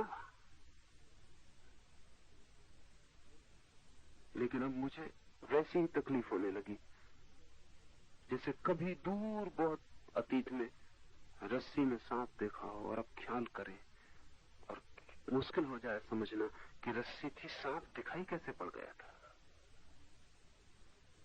और अगर अभी भी किसी को दिखाई पड़ रहा है तो बड़ी मुश्किल हो जाती। वो मुश्किल ये है कि आपके लिए जो बड़ा सवाल मालूम पड़ता है वो बिल्कुल सवाल नहीं मालूम पड़ता, और ऐसा लगता है कि कहां की व्यर्थ की बात उठाए लिए चले आ रहे हो। और ये कहना भी दुष्टता मालूम पड़ती है कि व्यर्थ की बात कह रहे हो, क्योंकि वो आदमी दुख पा रहा है, उसके वो भाग रहा है, उसे सांप दिखाई पड़ रहा है। भागते आदमी से, छाती कपते आदमी से कहो कि क्यों भाग रहे हो, फिजूल की बातें कर रहे हो, रस्सी है सांप नहीं, तो वो और नाराज हो जाए। ध्यान रहे, बुद्ध, महावीर, कृष्ण, क्राइस्ट आपको जो बातें समझाते हैं उनकी तकलीफ का आपको अंदाज नहीं, क्योंकि जो बीमारी बिल्कुल नहीं है उसका वो इलाज बताते हैं।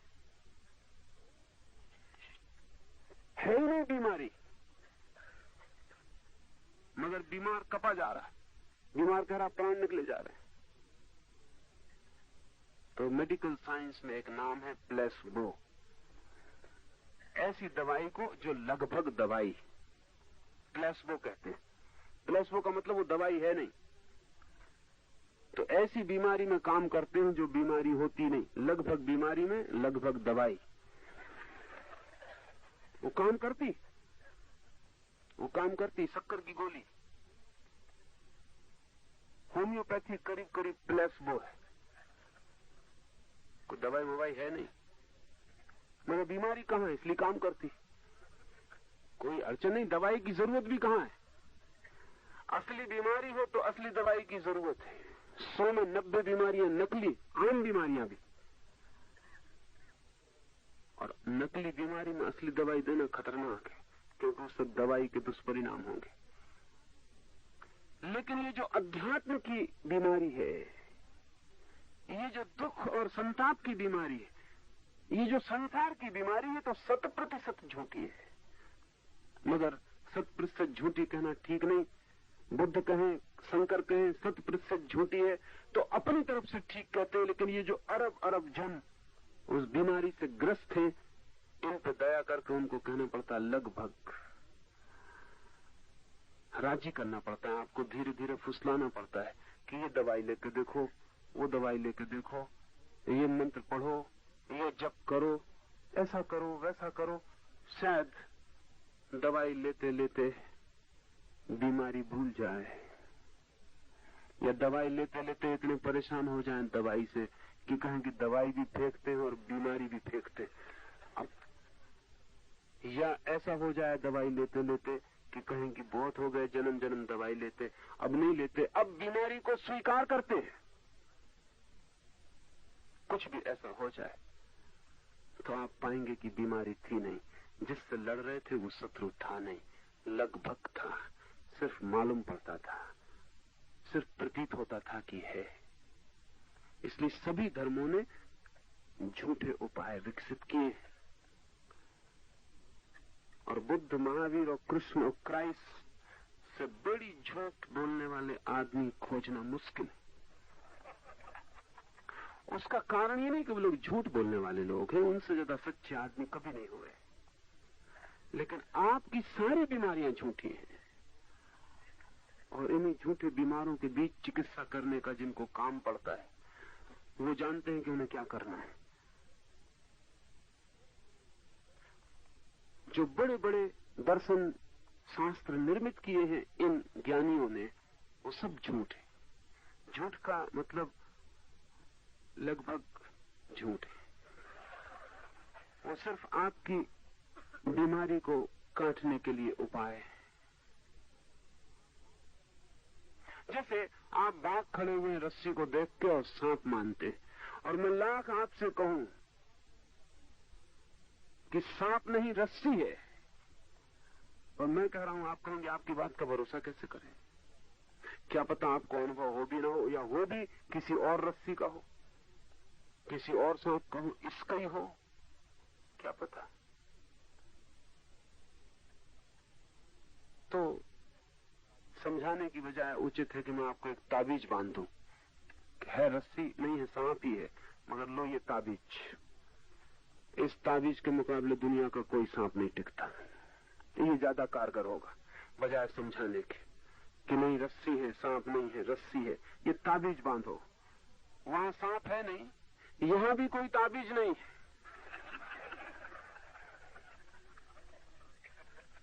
लेकिन ये ताबीज दम देगा आपको, ताकत आ जाएगी। क्या असली ताबीज है? बिल्कुल असली ताबीज है। और अगर ये चमत्कार भी आपको दिखा दिया जाए कि अंधेरे में एक रस्सी डाल के घर में ताबीज बांध के आपको अंदर भेज दिया जाए, और वहां जाके आपको दूर से सांप दिखाई पड़े, पास जाके रस्सी दिखाई पड़े, मामला हल हो गया। ताबीज काम करता है। फिर आप दुनिया में चले जाएं, फिर ये भी हालत हो सकती है कि असली सांप के पास भी पहुंच जाएं तो रस्सी दिखाई पड़े, वो ताबीज।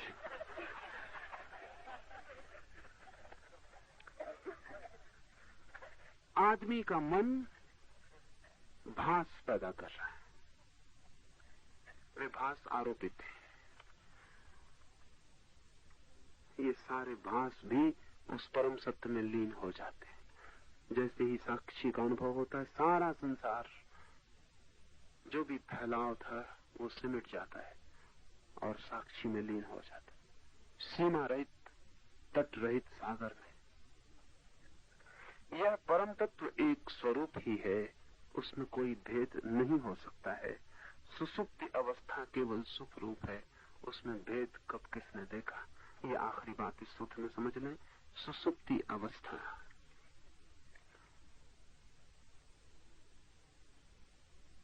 जिन्होंने खोज की है अंतस्थलों की, उन्होंने मनुष्य की 3 अवस्थाएं उसके चित्त की स्वीकार की। एक जिसे हम जागृत कहते हैं, सुबह उठकर जो अवस्था होती। एक जिसे हम स्वप्न कहते हैं, सांझ सोकर जो चित्रों प्रतिबंधों की कतार लग जाती है, स्वप्न। और एक कभी रात घड़ी भर को ऐसी अवस्था आती है जब स्वप्न भी नहीं होते और जागृति भी नहीं होती, तब सिर्फ गहरी निद्रा रह जाती, सुसुप्ति। सुसुप्ति का अर्थ है स्वप्न भी जहां नहीं, इतनी प्रगाढ़ निद्रा।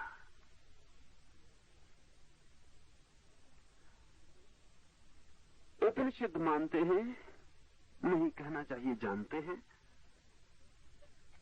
कि सुसुप्ति में कोई भेद नहीं रह जाता, रहेगा भी नहीं। क्योंकि भेद जिस मन से उठते थे, जब आप जागते हैं तब भेद रहते हैं। आपका मकान है, पड़ोसी का मकान आपका नहीं है, आप गरीब हैं, पड़ोसी अमीर है, आप काले हैं, पड़ोसी गोरा है, 1000 भेद, सब तरह के भेद बने रहते हैं, क्योंकि भेद मन निर्मित करता है। सपने में आपने एक मजेदार बात देखी होगी, सपने में भेद रहते हैं लेकिन भेद की रेखा खो जाती। इसे थोड़ा समझ ले। जागृत में भेद रहते हैं, भेद की सीमा रहती है, मित्र है शत्रु है, मित्र मित्र है, शत्रु शत्रु है। जागृत में आ और बा रहता है। नींद में सपने जब चलता है तब भी भेद रहते हैं, लेकिन भेदों की बीच की सीमा खो जाती, ठोस नहीं रहते, तरल हो जाते। देखते हैं कि मित्र चला आ रहा है और अचानक शत्रु हो जाता है, लेकिन आपको शक भी पैदा नहीं होता। भीतर सपने में ये भी नहीं लगता कि कैसे हो सकता है। मित्र दिखाई पड़ रहा था आता हुआ, फिर पास आया तो शत्रु हो गया, तो ये संदेह भी नहीं उठता सपने में कि ये कैसे हुआ। आदमी से बातें कर रहे थे, पाते में घोड़ा हो गया, फिर भी शक नहीं होता सपने में कि आदमी अचानक घोड़ा कैसे हो गया। भेद रेखा नहीं रह जाती, भेद रहते हैं, घोड़ा घोड़ा, आदमी आदमी, लेकिन भेद रेखा नहीं रह जाती, तरल हो जाता है। मन डमाडोल है, जैसे चीजें गड्ढमड्ढ हो गई। जागते में मन सदा है, चीजें अलग अलग साफ सुथरी है, लॉजिकल तार्किक भेद है। सपने में मन डमाडोल हो गया, जैसे कि पानी में चांद का प्रतिबिंब बन रहा हो और फिर किसी ने पानी को हिला दिया तो चांद 1000 टुकड़े होकर फैल गया। चांद ही रह गई, चांद नहीं रहा, टुकड़े टुकड़े फैल गए। ऐसा मन सपने में डमाडोल हो जाता है। डमाडोल होकर कंपित होकर सब भेद रेखाएं खो जाती हैं, चीजें एक दूसरे में गड्ढमड्ढ हो जाती, कुछ पता नहीं चलता कि क्या क्या है, आ क्या है, बा क्या है, कब आ बा हो जाता, कोई तर्क नहीं मानता। सपना तर्क मानता ही नहीं, बिल्कुल बेबूत चलता है। कोई भी चीज किसी में घुस जाती, लेकिन आप ये नहीं कह सकते कि ऐसा क्यों हो रहा है। सपने में कोई नियम नहीं होते, जागने के नियम सपने में काम नहीं करते। फिर तीसरी अवस्था है सुसुप्ति, वहां स्वप्न भी नहीं रह जाता। ध्यान रहे, जहां स्वप्न समाप्त होते हैं वहां मन भी समाप्त हो जाता है। जहां विचार नहीं रहे वहां मन भी नहीं रह सकता। जागने में मन होता है ठोस, सपने में मन होता है तरल, सुसुप्ति में मन हो जाता है वाष्पीभूत। ये तीन अवस्थाएं सभी चीजों की विज्ञान मानता है, लेकिन मन की भी ये तीन अवस्थाएं भारत ने स्वीकार की। विज्ञान कहता है पदार्थ की तीन अवस्थाएं हैं, सॉलिड है, लिक्विड है, गैसी है। पानी को बर्फ बना लो ठोस हो जाता है, भाप बना दो वाष्प हो जाता है। तीन अवस्थाएं हुई पानी की, भाप, पानी, बर्फ। जगत की सब चीजों की तीन अवस्थाएं, लेकिन भारत कहता है मन भी एक चीज है, एक पदार्थ है, उसकी भी तीन अवस्थाएं हैं। जागृत ठोस अवस्था है, स्वप्न तरल, सुसुप्ति वाष्पीभूत। मन वाष्प हो गया, मन रहा ही नहीं। तो जब गहरी नींद होती तो कोई भेद नहीं रह जाता, कोई भेद बचेगा नहीं, क्योंकि भेद करने वाला नहीं बचा। जगत एक हो जाता है। सुसुप्ति में आप वहीं पहुंच जाते हैं जहां समाधि में पहुंचते हैं ज्ञानी। फर्क इतना होता है कि ज्ञानी होश से भरे रहते हैं, आप बेहोश रहते हैं, इतना ही फर्क होता है। सुसुप्ति और समाधि बिल्कुल बराबर है, जरा सा भेद, लेकिन भेद बड़ा है। ज्ञानी जागा हुआ पहुंचता है, होश से भरा हुआ पहुंचता है सुसुप्ति में, तब समाधि हो जाती है। सुसुप्ति धन होश बराबर समाधि। आप भी पहुंचते हैं रोज। सुबह उठ के आप कहते हैं बड़ी सुखद निद्रा आई। आपको पता है किस निद्रा की बात कर रहे हैं? सुखद। अगर रात भर सपने चलते रहते हैं तो आप कभी नहीं कहते कि सुखद निद्रा आई, कहते हैं रात बेचैनी में गई। सपने ही सपने चलते रहे, सो पाए ही नहीं। जितनी देर को सपने बंद होते हैं उसी देर को सुखद निद्रा आती, लेकिन जब आती तब आपको पता नहीं चलता कि सुखद आ रही, क्योंकि उतना पता भी आपको नहीं चल सकता नींद में, बेहोशी में। सुबह जाग के पता चलता है कि बड़ी सुखद थी। सिर्फ इतना ही पता चलता है कि सुखद थी। एक हल्की छाया छूट गई, जैसे एक ध्वनि रह गई गूंजती हुई सुख की। बड़े मजे की बात है कि आज तक किसी ने यह अनुभव नहीं किया सुबह उठ के कि रात बड़ी दुखद निद्रा आई।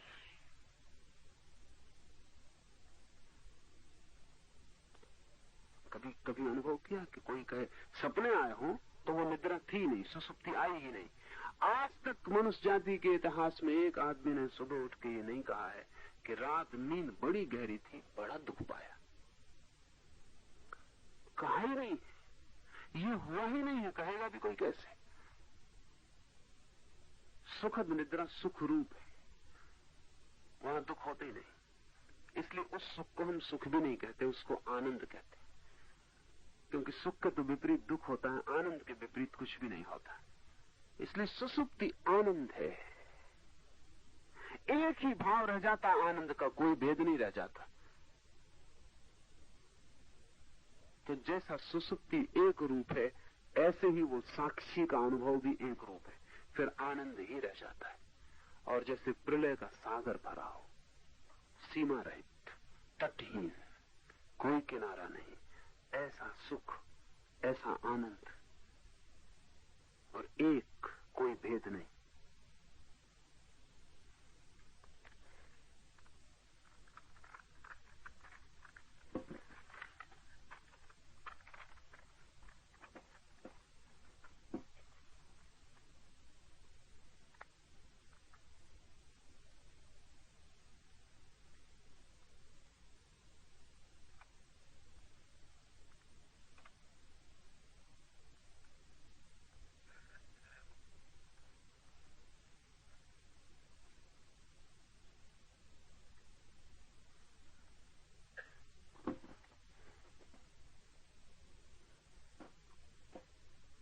this Upanishad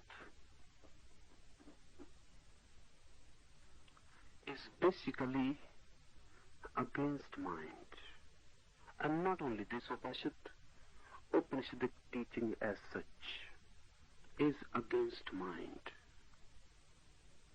Really, religion is against mind. Because mind creates all illusions, all dreams. Mind creates everything that we call the world. Mind is the world. Try to understand this. This is one of the basic truths. Ordinarily, we think we live in one world. That's absolutely false. You live in your world. I live in my world. So really, there is not one world. There are as many worlds as there are minds. Each mind is a world of its own.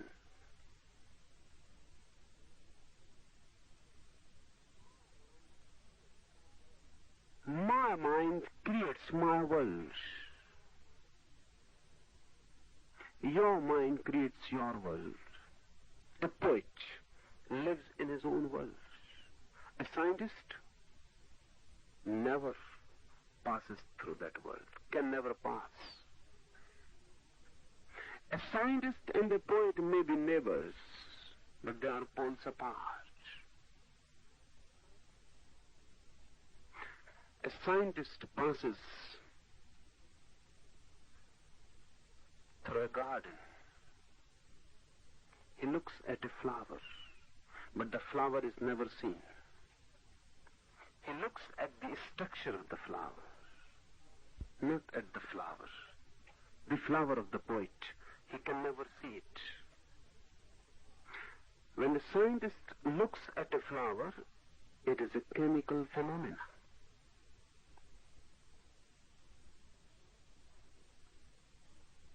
It is a mystery for him, but a mystery which can be decoded. It may be unknown, but it is not unknowable. It can be known. If not today, then tomorrow. But the mystery can be demystified.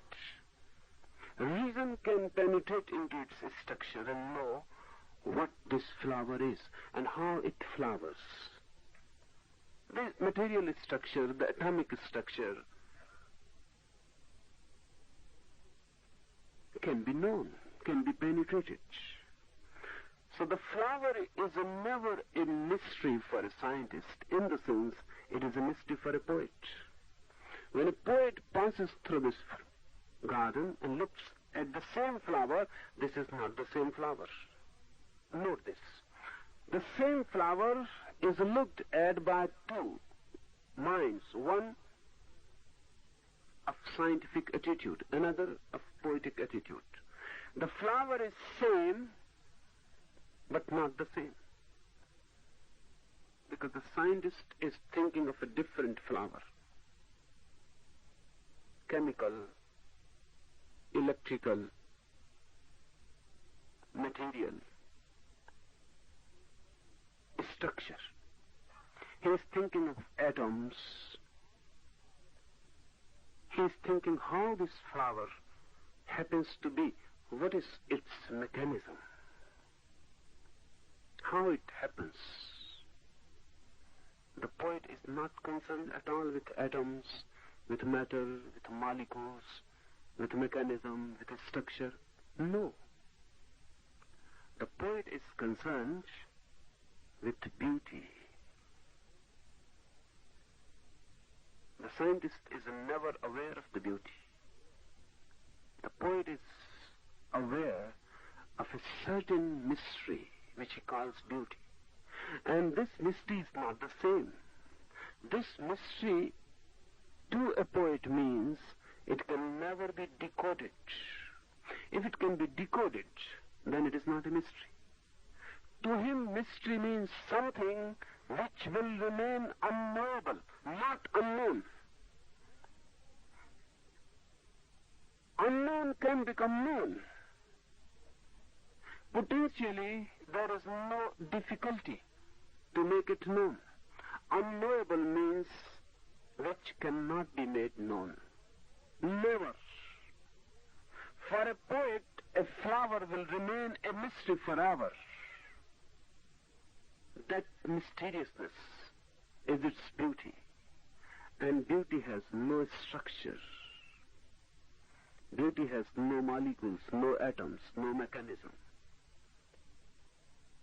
What is beauty? Beauty is not material. It is immaterial.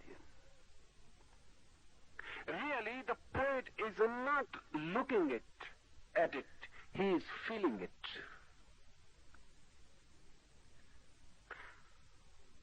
We can bring a mystic also to the garden. A mystic also passes, a saint, a Sufi, a Zen monk. For him, flower is neither. Flower is not a scientific structure to be understood, analyzed, known. Nor the flower is just a beauty, a poetic sense, aesthetics. No. A mystic observing a flower becomes the flower himself. The barriers dissolve. It is not that the flower is there and the mystic is here. Here and there become one. So the mystic can say, I have flowered in you. The division is not there. The mystic enters the very spirit of the flower. Or the flower enters the mystic and becomes one. A feeling of oneness, a feeling of divine oneness comes to the mystic. Scientist approaches the flower through the intellect. A poet approaches the flower through the heart. A mystic approaches the flower through his wholeness, through his totality. The flower is the same, but not the same, because three minds create three worlds, and they never meet. The poet can never understand what the scientist is talking about, what flower he is talking about. The scientist can never understand the poet. He looks childish, talking nonsense, and the mystic is a madman. What do you mean by becoming a flower yourself? Have you gone mad? How can you become a flower? And how the flower can become you? Science depends on division. So the mystic's non-division, no division, world is absurd. He is mad. There are psychological studies of Jesus. They say he was a neurotic, a madman. Your Mahavir, Krishna, Buddha, they are yet untouched, fortunately. Sooner or later, some psychologist will say they were mad.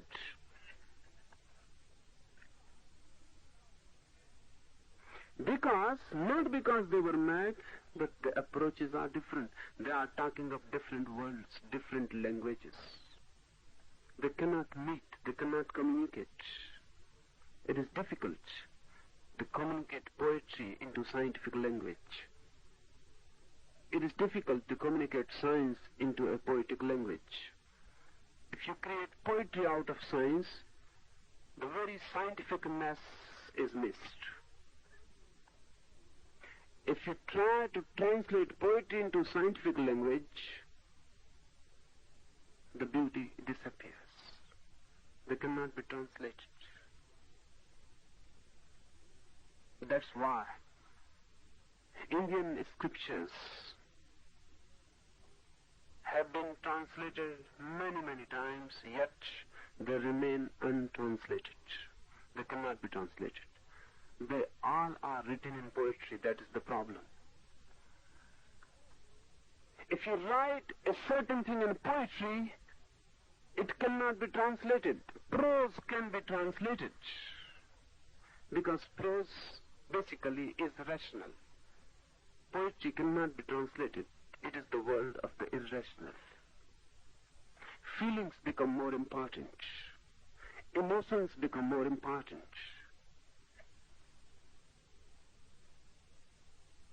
And mysticism, the lore of the mystics, that is impossible to translate. Because really it is not concerned with language. It is concerned with being, with the totality. A Buddha looking at the world says something, this cannot be translated. Why? Because Buddha's outlook is so vast, so total, that no word can carry it. I wonder whether you know it or not. Buddha made it a point continuously for 40 years while he was preaching not to answer 11 questions. Certain 11 questions he will never answer. And they are the most basic. Really, this is a miracle. How we could accept Buddha as an enlightened man? Because those 11 questions are basic to religion. God included in those 11 questions. And Buddha said to his listeners, never ask about these questions. You can ask anything, but never about these 11 questions. One of his disciples, Mahakashyap, asked him, but these are most basic. If we don't ask them, then nothing remains to be asked. You are playing a trick. In these 11 questions, you have included all questions. If we cannot ask about God, if we cannot ask about soul, if we cannot ask about liberation, then about what we can ask? And these are basic.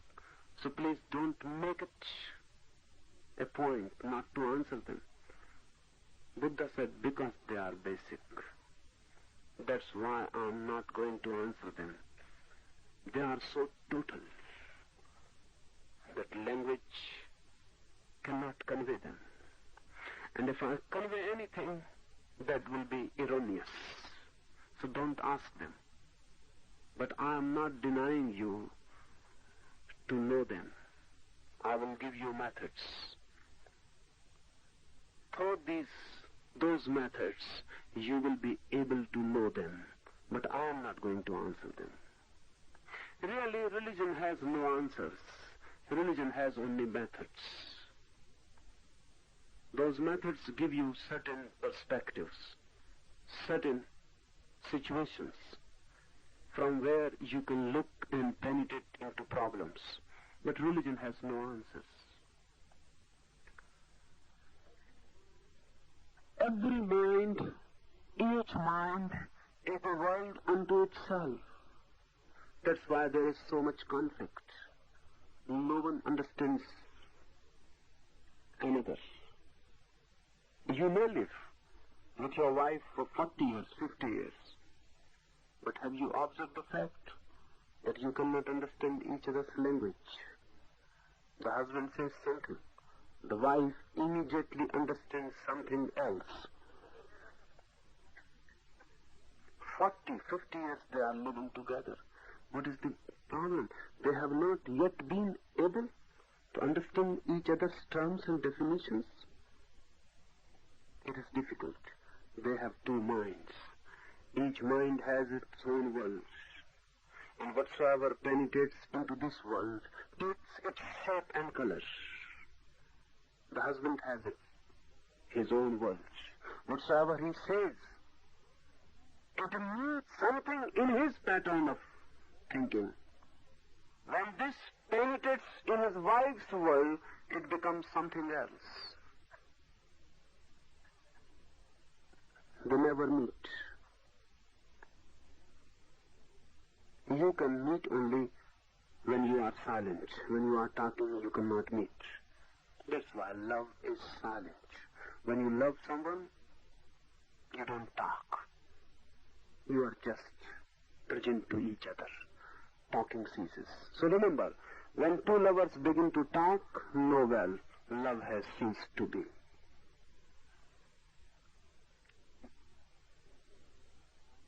When two lovers are silent, there is love. In love, they can understand each other. Why? Because in love, mind is not allowed to be. Language is not there, talk is not there, words are not there, mind is non-functioning. For few moments, mind is not allowed to function. Love becomes communion. To talk, it becomes a debate, a discussion, a controversy. You say something, and you will be misunderstood. To say something is to be misunderstood. Because you are approaching another world with different attitudes, different orientations, different languages.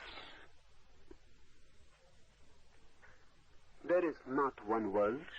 There are as many there are minds. Why insist on this? Just to tell you that really there is one world. And you cannot know that one world unless your mind is dissolved.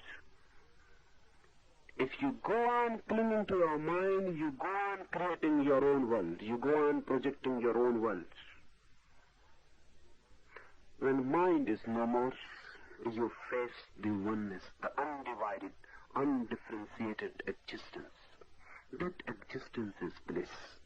That existence is consciousness. That existence is truth.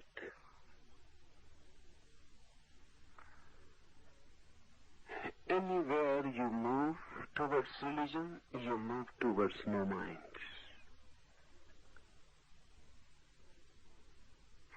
Throw the mind and remain mindless but aware. If you can remain mindless and aware, you will penetrate the deepest layer of existence. Remember, just mindlessness will not do, because in deep sleep everyone becomes mindless. When there is no dreaming, Indian psychology divides human consciousness into 3 stages. Deep dreamlessness, sleep, the deepest. Then above it, dream sleep. And above it, on the surface, what we call the waking state. In the morning, you get up from your bed, you enter the waking state. In the evening, you go to your bed, you enter dream sleep. And then, deep in the night somewhere, dream fall down into the abyss of dreamless sleep. That is known as Susupti. This dreamless sleep is without mind, because there is no thought, no dream, no ripple. Everything has ceased. Mind has dissolved. You are without a mind. That's why the insistence without mind and alert. That's the only difference between samadhi and susupti. Samadhi, the ultimate peak of ecstasy, and susupti, the deepest center of dreamless sleep. Only one difference, otherwise they are one. In susupti also there is no mind, in samadhi also there is no mind, but in susupti you are unconscious, in samadhi you are perfectly conscious. But the quality of consciousness is the same. In one there is darkness, in another there is light. Through meditation, one has to achieve a dreamless sleep with full alertness.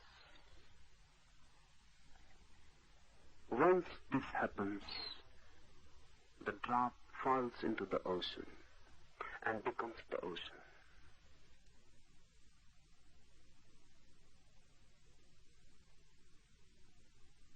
अगर यह video आपको अच्छी लग रही हो तो video को like और चैनल को सब्सक्राइब करें।